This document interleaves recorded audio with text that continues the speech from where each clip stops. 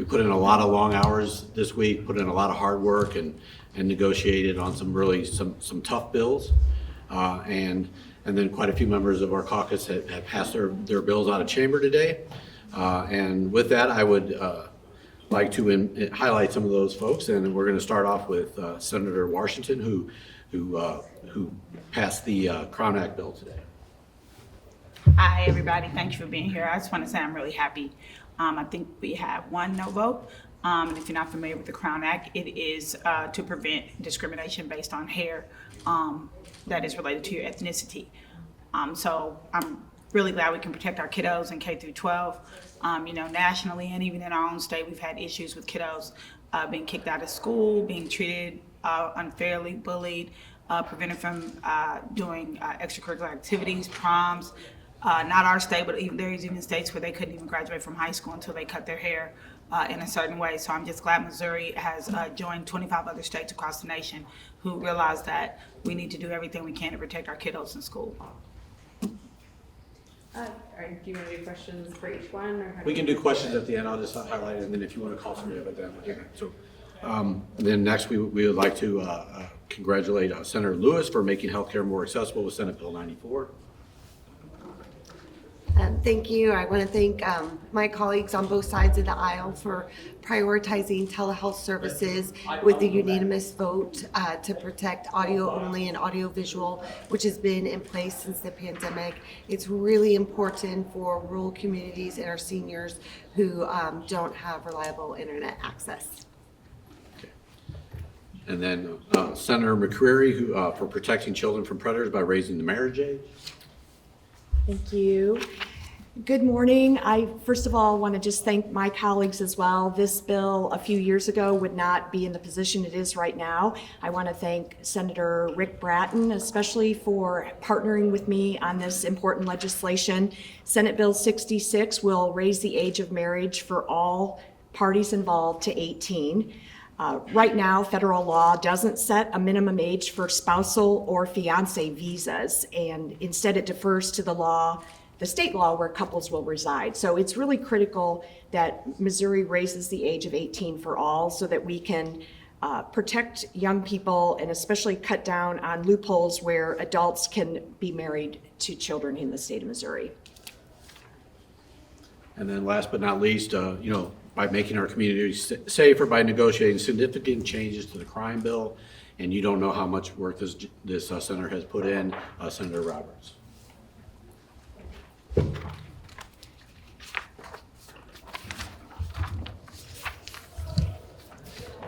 Last night, Republicans pushed through state control. After leading a filibuster that lasted nearly 10 hours, it was no longer feasible for Senator May and me to continue our filibuster over the next 2.5 months. But what became abundantly clear was that the mayor no longer enjoys the confidence of the people in this building. She couldn't even be bothered to reach out to the senator who represents nearly the entire city of St. Louis, nor engage with any of our Democratic allies. Has the mayor spoken with anyone here on this issue? More so than that, she's lost the support of both police unions, and even more importantly, has demonstrated by the election results on Tuesday, she has lost the trust of the citizens of St. Louis City. But despite this, Senator May and I were able to negotiate significant improvements to this bill to improve public safety in the city of St. Louis. The most significant of these was how the Board of Commissioners would be structured. The original bill allowed for minimal local input, with the majority of the board selected solely by the police unions. Now, thanks to the efforts of the Democratic senators, we were able to eliminate those provisions. Now, any commissioner will need to be sponsored and supported by the senators who actually represent the city of St. Louis. In addition, we were able to double the liability of the department, raising it from $1 to $2 million. We also added important provisions to ensure that pregnant women will not be shackled by law enforcement or corrections officers and receive the medical treatments and considerations that they need. I was also extremely proud to say that we included legislation to provide restitution for individuals who were wrongly convicted. Now, this is the same language that was vetoed by a previous administration. Furthermore, we repealed legislation designed to target peaceful protesters, and we successfully inserted measures to limit price gouging of inmates on phone calls, allowing them to maintain contact with their families and ultimately helping to reduce recidivism. As a state senator representing the city of St. Louis, I cannot vote in favor of a bill that allows the state to take power and accountability away from local elected leaders. However, because of the important improvements that myself and the other senators made to this bill, I understand that other members of my caucus will need to evaluate it on its totality as it relates to their districts. Because at the end of the day, our goal is the same: a safer Missouri for everyone, including the city of St. Louis. Why have you chosen to criticize the mayor publicly? I mean, it's just the truth. That's why I've been serving in the legislature for almost 10 years now, and I've never seen a push like this to get it done. And those failures are why this was one of the governor's priorities. Do you feel that regarding the restitution language that was vetoed by then Governor Parson, do you think putting it in this bill that Kehoe said is a priority with state control will increase the likelihood of it getting through? Absolutely. As the governor mentioned in his State of the State address, this is one of his priorities, and now that it's attached to this bill, they wouldn't be able to separate it out unless he vetoes the entire bill. When this bill came over from the House, I asked then sponsor Chris about what he expects kind of the changes to happen, and he did say the makeup of the board. What were the musts for you when it came to getting it to a place where you could sit down? You know, the board as it was previously set up, there would be no input from local elected officials. And we had some very heated discussions with the police unions who, I think are representing our officers to the best of their ability because of the issues that they've continued to face. And what was vitally important is that we had a check in the system. So for that, it was requiring the advice and consent of the Senate. Senator Beck, last night they said that one of the things that was removed, I think it was already removed, but then made sure it was removed, was the definition of rioting. Yeah. And that, why was that a big sticking point for you as to something that you did not want to see in the bill? Well, I look at freedom, to assemble, and as I read that, the more I read that statute, it seemed nobody could tell me why they picked the number 6. Nobody could tell me what the purpose of it was. I could see that being misused across party lines, whether it was in front of an abortion clinic, whether it was somebody on a strike line.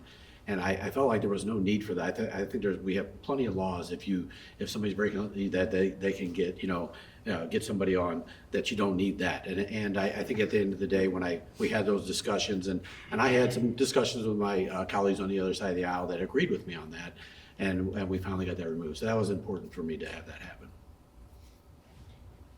Okay, Senator Washington, I guess I'm just running this press conference. With the Crown Act, it's passed in the House several times over, only to not have enough time in this chamber.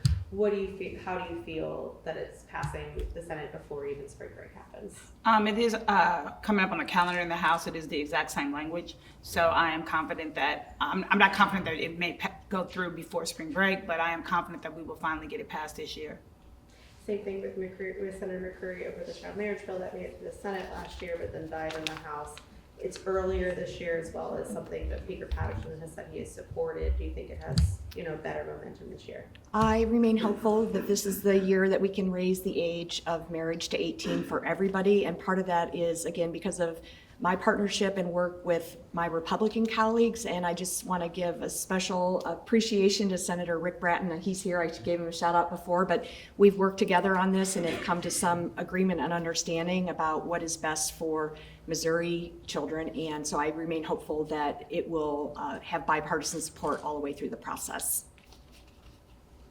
One more from me, which is back to the public safety bill. This could be something that Senator Roberts.